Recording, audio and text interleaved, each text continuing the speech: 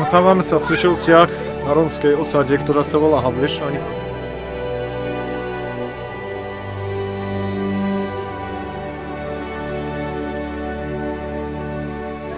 Od niečo široká pôsobil na rómskej misii.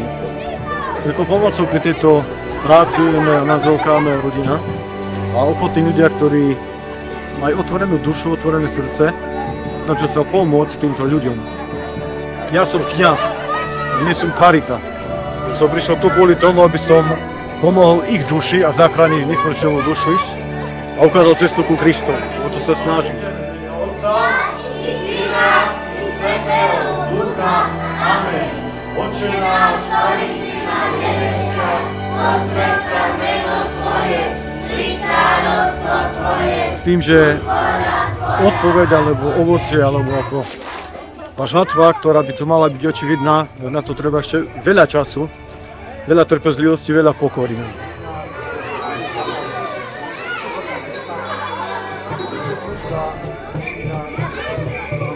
Keď som prišiel medzi týchto ľudí, tak taká jedna moja myšlienka, ktorá mi pomáha mi naďalej, je myšlienka na matku Terezu.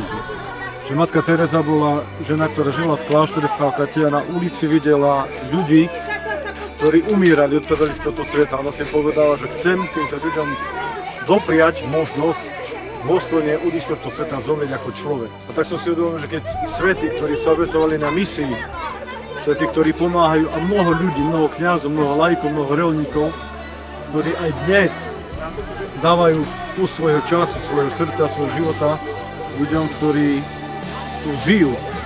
Tak som si povedal, z Božou pomocou dokážem aj ja.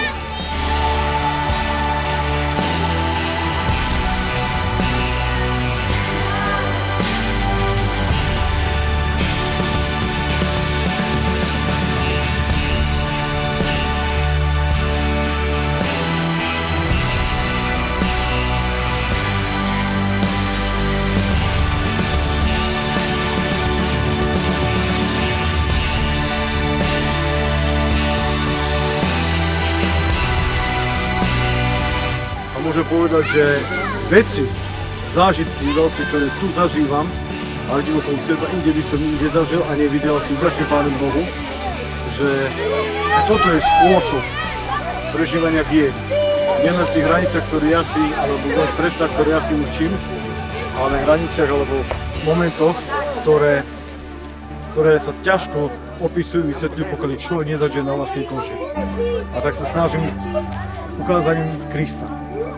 Že aj v ich živote odpoveď a zmysel a radosť a odpoveď na mnohých otázky je práve v Kristovi a tej obrovskej nádeji, že keď raz skončí táto pozemská púť, tak vstúpim do nebeského kráľovstva, do večného života. Stretávame sa v kaplnke, stretávame sa v škole, stretávame sa v komunitnom centre. Som vďačný každému jednému človeku, ktorý pomáha, ktorý sa to obetuje. Ďakujem všetkým darcom, ktorí prinášajú veci, materiály, ktoré dokážu pomôcť týmto ľuďom. A zároveň vás prosím nie len o materiálnu podporu, ale aj o duchovnú, pretože všetci sme Božie deti.